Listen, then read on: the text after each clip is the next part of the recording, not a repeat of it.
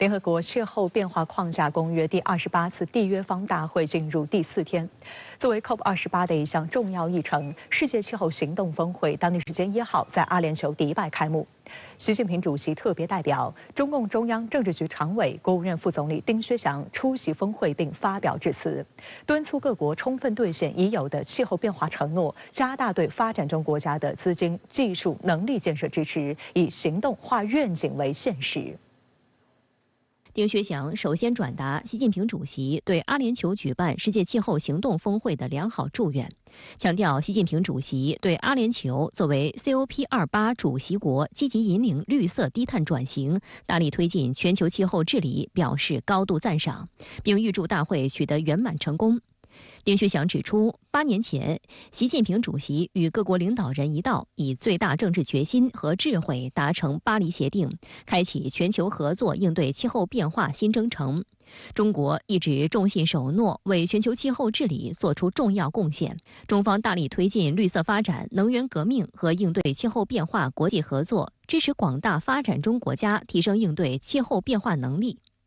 丁薛祥敦促各方增强共同应对气候变化挑战的决心和能力，建议各国践行多边主义，坚持联合国气候变化框架公约及其巴黎协定确定的目标和原则，以及加速绿色转型，积极提高可再生能源比率，推动传统能源清洁低碳高效利用，加快形成绿色低碳生产方式和生活方式。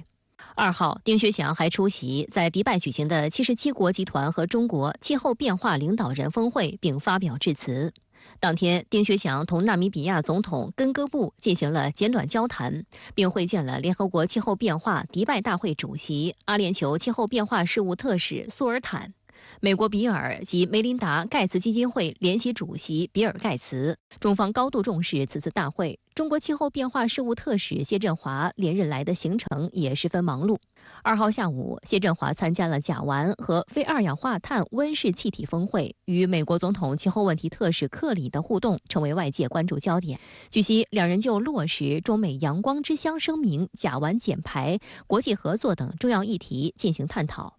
在各国共同努力下，大会开幕第1天，损失与损害基金协议获批成立之后，关于韧性粮食体系、可持续农业及气候行动的阿联酋宣言，以及一份关于气候与健康的宣言也相继签署。但正如本次大会的主题“团结、行动、落实”强调的一样，如今世界要挽救地球，最需要的是行动和落实。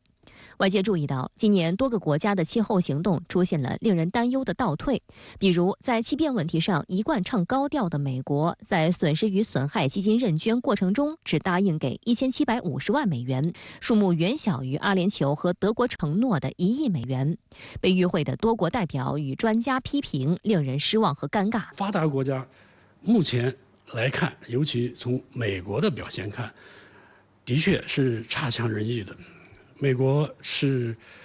历史温室气体排放的最大国家，在气候变化应对过程中，应当承担起与它的实际的排放总量相当的责任。但是呢，观察一下美国以及其他一些西方国家在应对气候变化的表现，我们能够看得出来，总体看美国等国家在应对气候变化中，实际上扮演了一个逃课生的责任。令人担忧的还有印度的态度。印度新德里多年来被评为全球污染最严重的首都，但在 COP28 上，印度却拒绝签署到2030年将全球可再生能源发電能力增2倍的承诺。这与印度总理莫迪在 COP28 开幕式上的表态相差甚远。Non-fossil fuel targets को हम निर्धारित समय से 9 साल पहले ही प्राप्त कर चुके हैं और भारत ने इतने पर ही नहीं रुके हैं। हमारा लक्ष्य 2030 तक एमिशंस इंटेंसिफाई को 45% घटाना है。与此同时，印度仍在快速建设新的煤电厂，绝大部分电力皆来自化石燃料。2021年，印度对化石燃料的补贴还是清洁能源补贴的9倍。能源经济与金融分析研究所南亚地区主任维布蒂加格指出，虽然印度在可再生能源方面表现出了雄心壮志，但该国在逐步减少煤炭使用方面依然十分沉默。为应对气候变化，美国也相应出台系列法规政策。2022发布的通胀削减法案就对清洁能源产业予以高额补贴。不过，拜登政府在扶持本国企业的同时，也在利用行政手段人为破坏全球产业链。1号，美国财政部推出新规，限制使用中国电池的美国电动汽车获得免税补贴。而美国商务部长雷蒙多也紧接着向国会要钱，誓言绝不能被中国赶超。We're a couple years ahead of China. No way are we going to let them catch up. We cannot let them catch up. So we're going to deny them our most cutting-edge technology. 美国商务部长雷蒙多当地时间2号在出席里根国防论坛时，再度就限制中国获得美国高端芯片做出强硬表态。他表示，手里的预算与10年前一样，但收到的任务数量、需要解决的问题却是10年前的2倍。因此，为了确保中国无法在尖端半导体领域赶上美国，国会需要向负责管理美国出口管制的商务部工业与安全局提供更多资金。I have a $200 million budget. That's like the cost of a few fighter jets. Come on, if we're serious, let's go.Fund this operation like it needs to be funded so we can do what we need to do to protect America. 雷蒙多主张为其要钱的工业与安全局是美国商务部下属13个局之一。纽约时报指出，该局行政规模很小，也是资金规模最小的联邦部门。不过，该局的重要性却不容小觑。美国此前发布的出口管制清单正是出自该局。该局雇佣了大约350名特工和官员，他们共同监控世界各地在进行的价值数万亿美元的交易。该局负责出口管理的商务部副助理部长马特·博尔曼曾表示，我们把100%的时间花在对俄罗斯的制裁上，另外100%的时间花在中国上，还有100%的时间花在其他事情上。美媒甚至认为，负责制定实体清单的这家政府机构处在美国对华芯片战的最前沿。在论坛上，雷蒙多还点名被外界传闻面向中国市场设计芯片的美知名芯片企业英伟达，声称如果该公司采取某种措施重新设计一款芯片，让中国能够实施人工智能项目，那么他第2天就会采取控制措施。英伟达首席执行官黄仁勋曾警告称，对华芯片战将对美国科技造成巨大损害。美媒在报道中指，世界最大的2个经济体陷入了激烈的商业和地缘政治竞争，而美国商务部在其中发挥了主导作用。今年10月，雷蒙多公布了一系列向中国出口先进芯片的限制，特别是用于开发人工智能的芯片，以防止所谓北京将其用于军事用途。而在8月，雷蒙多4天访华行程期间，华为公司发布新款手机 Mate 60 Pro， 此事似乎对雷蒙多产生了长期而深刻的影响。他不仅在回国后表示心烦意乱、沮丧不安，还在此次里根国防论坛上耿耿于怀，并坚定表示要拉上盟友一起限制中国。China's chip makers have been stockpiling equipment in preparation of this. Look no further than Huawei's new smartphone that was released a couple of months ago to know when that I was in China. Yes. Oh, look at that. Thank you very much. I think we're getting more serious about countrywide controls, and I can't say it enough. We have to get even more serious about working with our allies. It's not okay if we deny China something, and the Japanese and the Germans are selling them component parts to make EUV tools. Not okay.外界注意到，尽管中美元首旧金山会晤释出了双边关系止跌企稳的信号，但对华科技围堵、破坏中国在全球产供链中角色的声音与做法，仍在美国政府甚嚣尘上。就在雷蒙多强硬表态前夕，拜登政府发布关于电动汽车税收减免的拟议新规则。深圳卫视记者在美国财政部官网看到一份题为“以继续美国电池和清洁汽车制造业的繁荣，加强能源安全”的拟议指南。文件显示，为加强美国供应链的安全，从2024年开始，符合减免条件的电动车辆不得包含任何由受关注的外国实体制造或组装的电池组件。并且从2025年开始，符合减免条件的电动车辆不得包含任何由受关注的外国实体提取、加工或回收的关键矿物、镍和锂等。事实上，这项新规针对的正是中国、俄罗斯、朝鲜和伊朗等国家的公司。按照规定，若一家公司或集团在这些国家中注册成立，或者其国有部分达到25%的门槛时，都将被视为受关注外国实体。而如果电动汽车与这些国家无瓜葛，则有资格享受美国通胀削减法案提供的$7500的税收抵免。据悉，新的拟议规则将有几周的公众评论期，以听取汽车业界领袖们的反馈。收到业界建议后，新规则有可能被修改。据彭博社报道，美国汽车巨头福特在密歇根州马歇尔拥有并运营一家电池厂，从中国电池巨头宁德时代获得技术许可。对于这一新规，福特方面回应称正在评估相关影响。公司发言人给美国政客新闻网发送的电子邮件中也强调，宁德时代没有马歇尔工厂的任何所有权。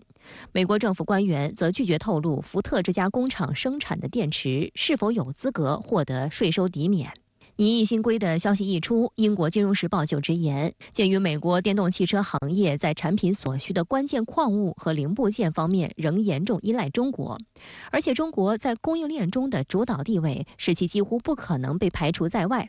韩国媒体也注意到，新规将再度增加各国企业在美中之间寻求平衡的难度。 중국과 배터리 합작 기업이 적지 않은 우리나라로서는 오늘 2025년까지 1년여 동안 중국과 미국의 규정 사이에서 숨쉴 통로를 찾아야 하게 됐습니다. 观察指，美国政府这一最新的打压行为可能会使拜登政府发展电动汽车产业的野心面临风险，因为新规可能会使有资格获得税收减免的电动汽车数量减少，减缓美国汽车行业从化石燃料向新能源的过渡。我觉得对市场来说，就是一种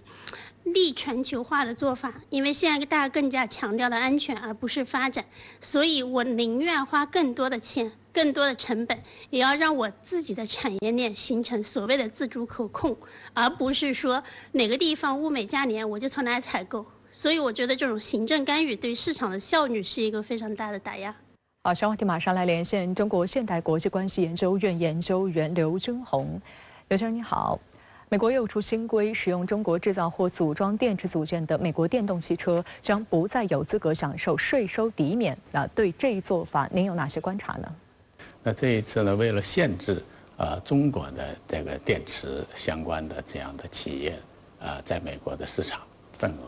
额，对在美生产的电动汽车，如果使用中国等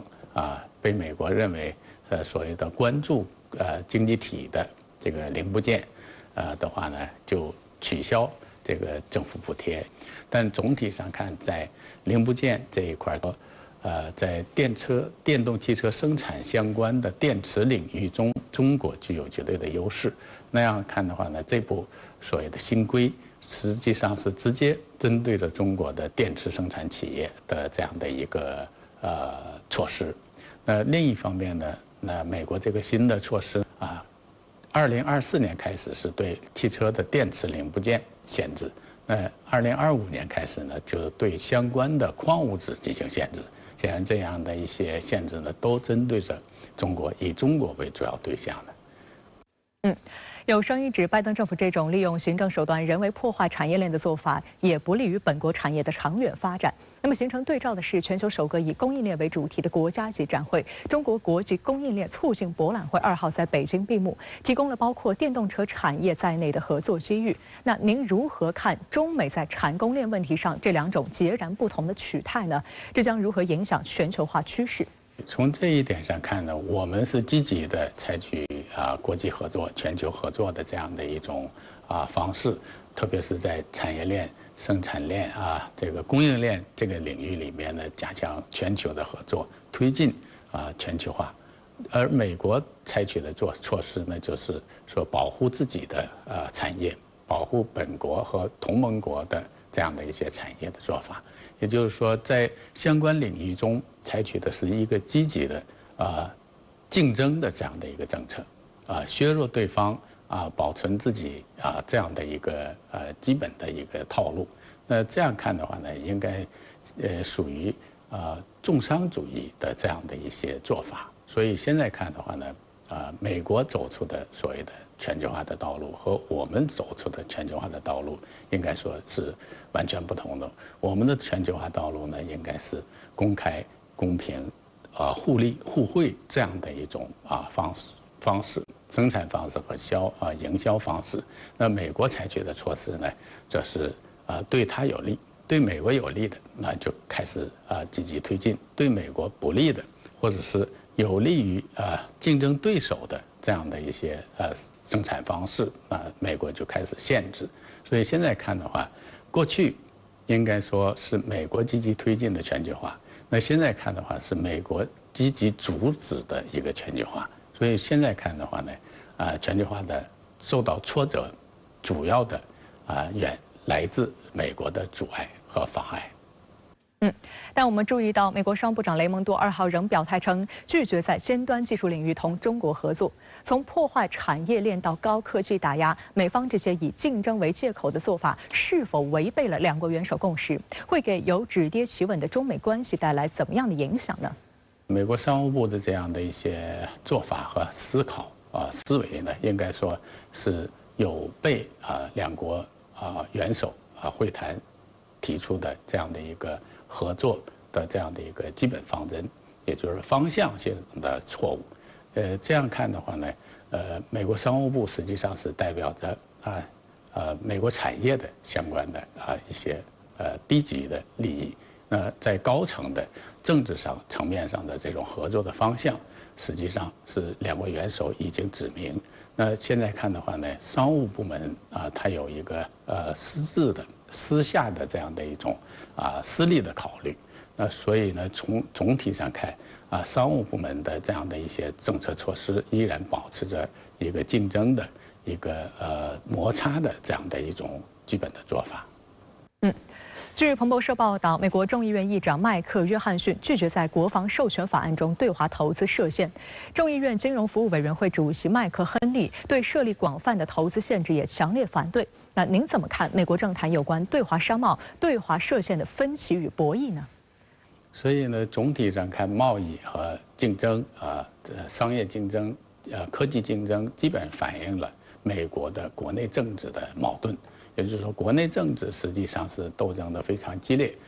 不仅是两大党派之间的斗争，可能各种利益集团之间也有竞争。这样看的话呢，它对中国的一些政策实际上是反映了当政者和在野者之间的对中国的政策的不同的看法和做法。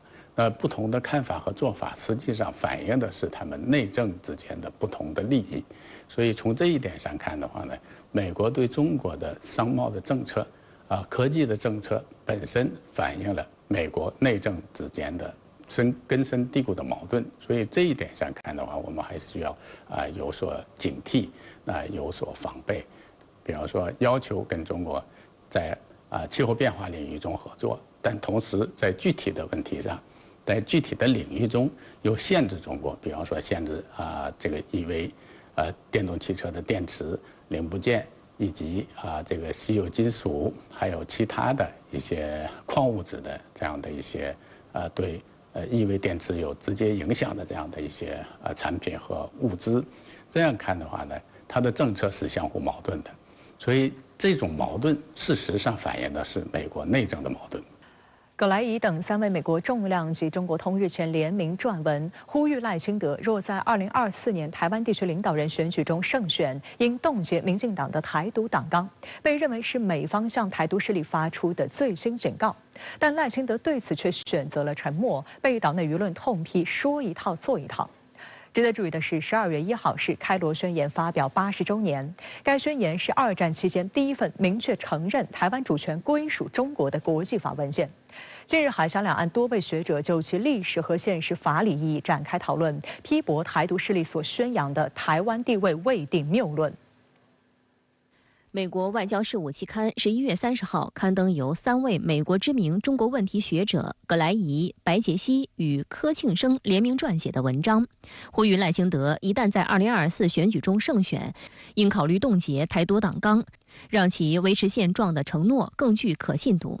文章还指出，美国必须清楚表明反对台海两岸任何一方单方面改变现状，而过去某些前任和现任美国官员曾发表关于恢复保卫台湾的明确承诺，都是不明智的言论，将会导致美国的威慑失去效力，避免任何潜在的挑衅行为，以免触发战争。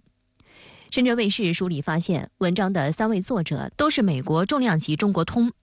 葛莱仪是常年研究台海问题的美智库学者，现任德国马歇尔基金会亚洲项目主任，是白宫国安会印太事务协调员坎贝尔的核心幕僚。白杰西则是美国康奈尔大学中国与亚太研究教授，曾任职美国国务院顾问，被视为是美国中生代知华派专家的代表人物。而柯庆生则是美国著名的两岸问题专家，普林斯顿大学政治学、国际关系学教授，曾任职美国国务院亚太事务副助理国务卿，现在是美国国务院中国事务协调办公室顾问。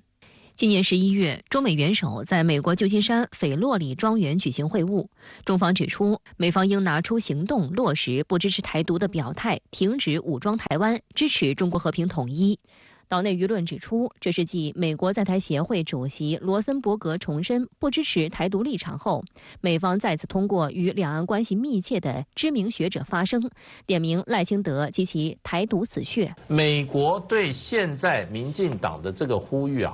就是美国就认定赖清德就是台独，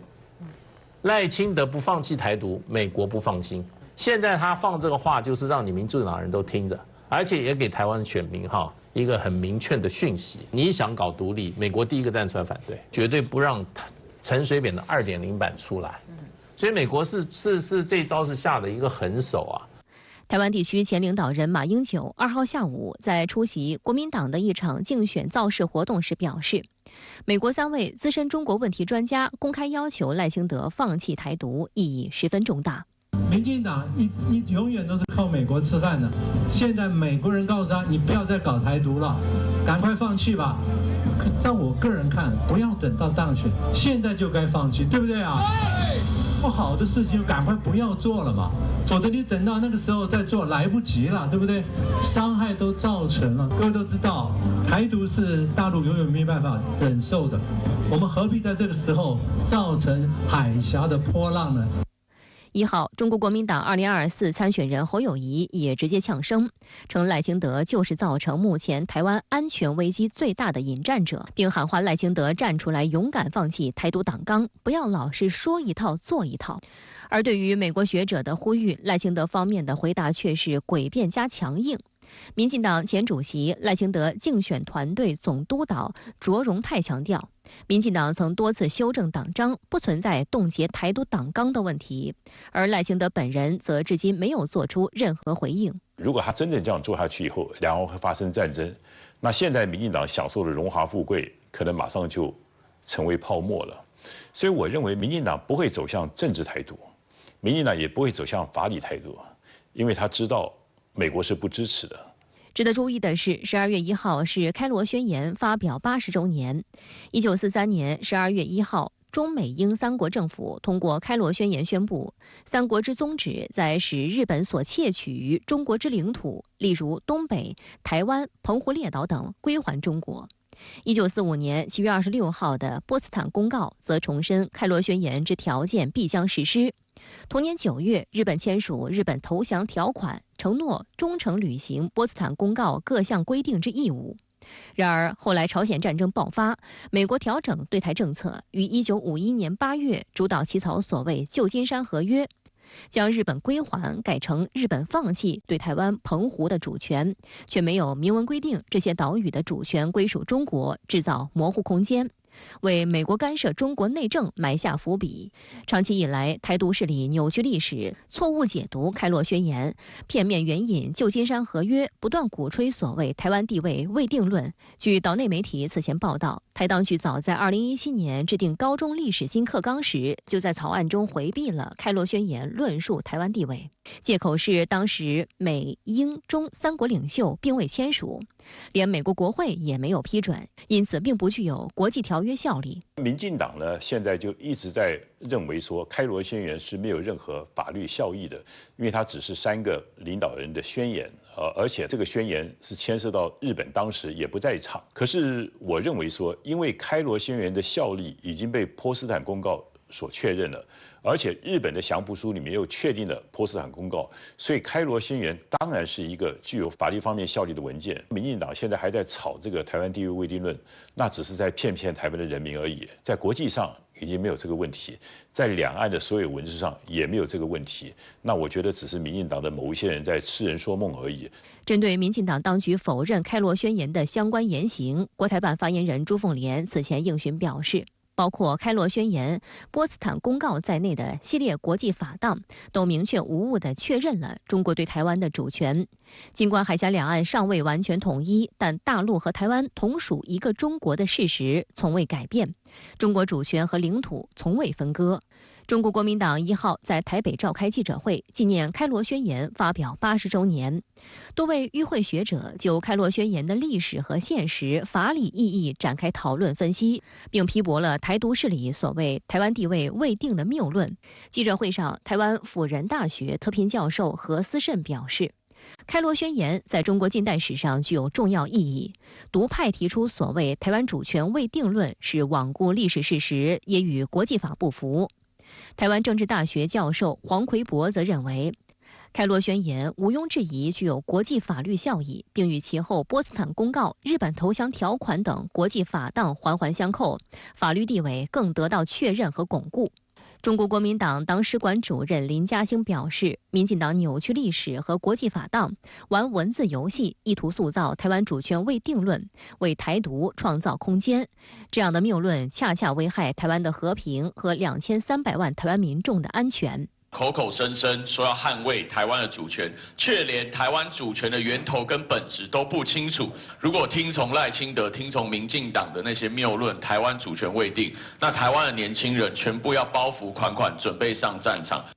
代表中国国民党参选2024台湾地区副领导人的赵少康，当天也通过视频在会上表达看法。他认为，任何否定中国拥有对台湾主权、主张台独的政治言论，都是对历史的无视。特别是民进党跟赖清德先生的台独主张，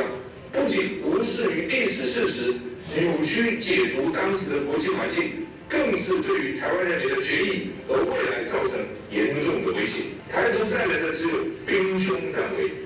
临时停火协议仅持续7天，以色列和哈马斯恢复交火，更多巴勒斯坦无辜民众丧生战火。巨大舆论压力下，美国加大对以色列的施压力度。副总统哈里斯、防长奥斯汀纷纷公开讲话，要求以方在发动后续军事行动时需更加谨慎。美国态度突然转变，会否影响加沙战局？李子欣深入解析。直播港澳台由来自海拔6000米的昆仑山矿泉水独家冠名播出。好，12月2号至6号，第5届世界媒体峰会在广州南沙举行，全球101个国家和地区，197家主流媒体、国际组织等，超过450名代表线下参会。在3号的峰会开幕式暨全体会议上，各方发布了第5届世界媒体峰会广州南沙共识。当前媒体面临重要转型期，全球媒体代表们齐聚粤港澳大湾区，对于媒体的使命担当与未来发展提出了哪些新建议？来看报道。中共中央宣传部分管日常工作的副部长胡和平在致辞中表示，习近平主席指出，应对共同挑战，迈向美好未来，既需要经济科技力量，也需要文化文明力量。第5届世界媒体峰会是全球媒体人的盛会，世界传媒界的盛事。希望各国媒体坚持公平公正，坚守责任担当，加强文化交流，促进文明互鉴，深化务实合作，致力互利共赢，为推动构建人类命运共同体、建设更加美好的世界贡献智慧和力量。世界媒体峰会执行主席、清华通讯社社长傅华在主旨发言中表示，面对人类向何处去的世界之问、历史之问、时代之问，各国媒体应当携起手来，把握机遇，应对挑战，在推动世界和平发展中发挥积极作用。广东省省长王伟忠表示，当前广东正扎实推进中国式现代化的广东实践，世界媒体峰会是读懂中国的重要平台，诚挚欢迎媒体朋友多到广东走一走，到粤港澳大湾区看一看，做中国发展的见证者、传播者，发出携手共进好声音，汇聚合作共赢正能量，共同描绘更加美好的明天。联合国副秘书长弗莱明、日本共同社社长水谷亨、路透社总裁布鲁克斯等在发言中表示，当今世界人类共同面临诸多全球性挑战，唯有深化沟通、加强合作，才能提振信心，共创未来。各国媒体应承担自身责任，推动不同文明相互了解与理解，为维护世界和平、促进共同发展做出积极贡献。We share many aims with the World Media Forum. We, like you, want to facilitate conversations with a wide range of thinkers and help build a broad coalition of people fighting for a sustainable future for the free press. And it's vital that we keep this momentum going and find ways forward to put our vision into practice. 3号的峰会开幕式及全体会议发布了第5届世界媒体峰会广州南沙共识。共识说，与会代表以提振全球信心、共促媒体发展为主题，围绕强信心、共促全人类发展与安全、迎变化、供应新技术机遇与挑战、开新局、共造新时代媒体新市场、谋发展、共塑世界媒体合作未来等4项议题广泛深入交流，共商世界传媒业如何应对全球挑战。世界媒体峰会于2009年由新华社、美联社、英国路透社、俄罗斯塔斯社、日本共同社等15家国际知名媒体机构共同发起，是全球重要的媒体交流协调平台。首届世界媒体峰会于当年10月在北京举行，今年则是首次来到广东。此次峰会将深入宣介中国式现代化为全球发展繁荣带来的历史机遇，传递中国坚持全面深化改革、坚持高质量发展和高水平开放的积极信息。深圳卫视注意到，在议程之外，主办方还特意安排与会媒体代表在粤港澳大湾区展开为期3天的城市参访活动，将走访广州、深圳等地，实地感受大湾区的活力魅力。参会媒体代表向深圳卫视特派记者表示，全球媒体此刻汇聚在广州，恰逢其时。峰会为各国人民增进了解，减少误解和误读，架起交流互鉴的桥梁。It's interesting to see that like people from all around the world, and I met like people even from the Middle East that this is the first time for me to meet them here in China. So it's really interesting, and this is just this shows and reflects how China is a prominent country and very important country. 伊拉克记者马哈迪·法拉奇曾去过37个国家，在他看来，向世界展示真实的中国，不能只有中国媒体在讲中国故事，国际媒体也应该参与其中。China is a piece of paradise, to be honest. Like people have to come here and explore by their naked eyes, not to see what they hear from the media. Big model of the stability of the peace model in the world, China. It is very important connection. With this connection, I understand in this era, this is one way for the peace, one way for the name of the development of the mentality in the journalism. 在现场报道的这2天里，我和全球几大洲的同事们聊了聊，许多人都是第一次来到中国，他们带着新闻记者特有的批判目光来看看真实的中国，带着无数对中国的疑问想来寻找答案。中国为什么能如此快速的发展？中国式现代化能不能被借鉴？等等。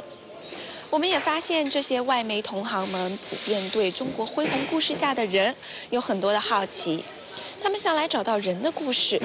于是当他们来到这儿，他们也在用他们的视角讲述中国的故事，而他们的观众也在通过他们的报道读懂中国。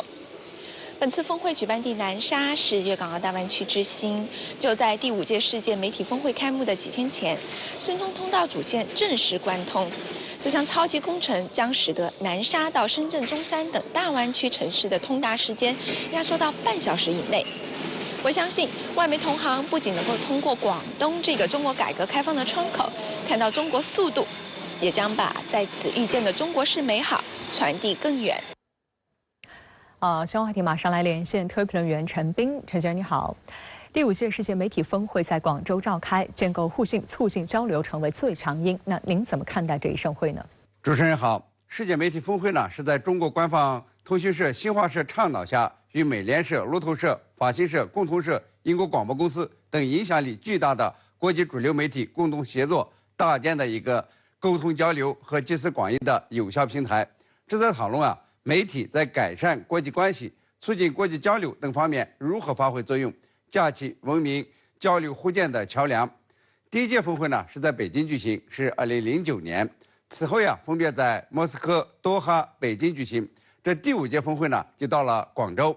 5次峰会3次在中国举行，可见中国对世界媒体交流所倾注的热情和担负的责任，愿意和世界各媒体同行举行广泛的交流，建立互信，通过传播真实可信的信息来构建人类命运共同体，弘扬全人类共同价值。中国积极办会也是对自己发展道路的自信，希望世界媒体借峰会报道可敬、可爱、可信的中国，并且和全球同行一起应对数字化多媒体时代的挑战，使得媒体在加强交流、消除误解、合作共赢上发挥先导作用。另外很重要的一点是，这也是中国主动扩大对外开放的重要举措之一。在贸易和技术保护主义盛行、美西方妖魔化中国加剧的当下，我们是不是可以以更开放的姿态，让国外媒体、国外友人和国外企业更容易到中国，让他们眼见为实呢？前些天中国向法、德、西等6国免签，在北京举办了首届联博会，现在又在广州举行世界媒体峰会。思路实际上是一致的，就是我给你提供便利，你先到中国看看再说。中国成为世界第2大经济体，就是改革开放的结果，是中国主动开放的结果。今后中国要持续的发展，就要进一步的扩大开放。发展是开放的产物，追求高质量发展就得进行全方位开放。因此单边开放或许会成为今后中国的一个政策面向，包括对国外媒体的开放。在世界媒体峰会召开前这个新华社、路透社、美联社、法新社4大国际通讯社负责人聚首北京，希望加强交流合作，肩负社会责任，承担全球使命，向世界发出了媒体先行合作的信号。也许有关中国的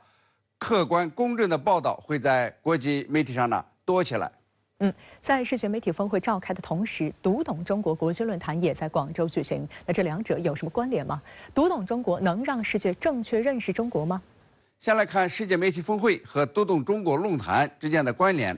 今年2大盛会同时在广州举行，可能有一个巧合，世界媒体峰会的举办地是变动的，而读懂中国国际论坛从2019年就固定在广州举行了。很明显，世界媒体峰会在广州同步举行，有全球101个国家和地区的197家主流媒体、智库、政府机构参加，那么为媒体提供了同时采访报道的良机，这就使得2个会议相得益彰，相互接力。对广州来说更是壮大了其中国式现代化实践进程，就会获得感性的报道，也会得到理性的解读。就读懂中国论坛而言，这是一个主要由外国政界、企业界、学界和国际组织知名人士参与的论坛，检视中国现代化发展道路的合理性、必然性和实践成果，从而让世界认识和理解中国道路的独特性，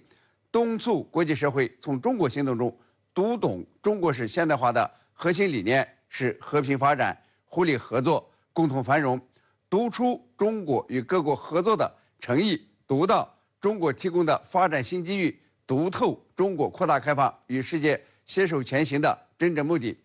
读懂中国论坛的讨论成果将会影响世界各地对中国做出公允的评价，并且把合作的清单拉得更长，把合作的蛋糕做得更大。当然，仅靠读懂中国一个论坛就让世界读懂中国是不够的，但论坛的成果呢，一定会启发更多的人，提供更多